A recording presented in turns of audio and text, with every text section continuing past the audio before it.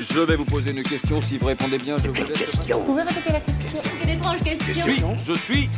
La télé en question.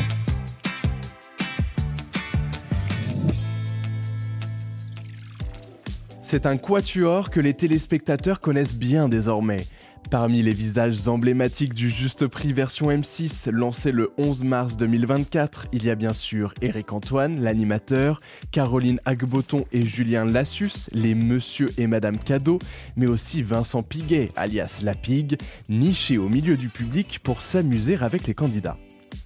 Il improvise le plus possible pour y apporter une touche d'humour, mais surtout, il présente les cadeaux et les articles à estimer.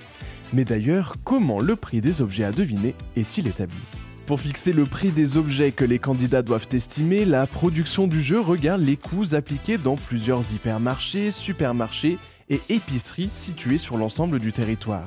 La moyenne ensuite établie donne donc le prix final qui sera affiché dans l'émission. Cette méthode de calcul permet également à ce qu'aucun ne soit avantagé ni désavantagé par son magasin de prédilection ou par sa région.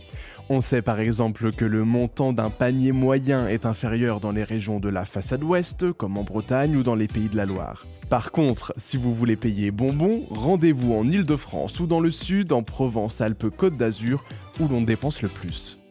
Avant de devoir estimer le montant des biens, encore faut-il réussir à se présenter face à Éric Antoine sur le plateau.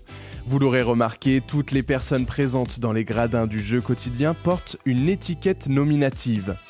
Ils ne sont pourtant pas tous candidats. La majorité est simplement venue profiter gratuitement du spectacle.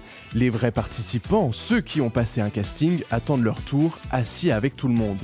Mais on peut les repérer facilement, ils sont déjà équipés d'un micro. S'ils savent qu'ils vont jouer, ils ignorent toutefois à quel moment précis ils seront appelés. J'espère que cet épisode vous a plu.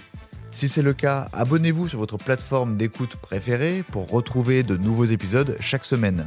Et si vous en voulez plus, découvrez aussi le ciné en question et les séries en question sur les plateformes d'écoute et téléloisirs.fr.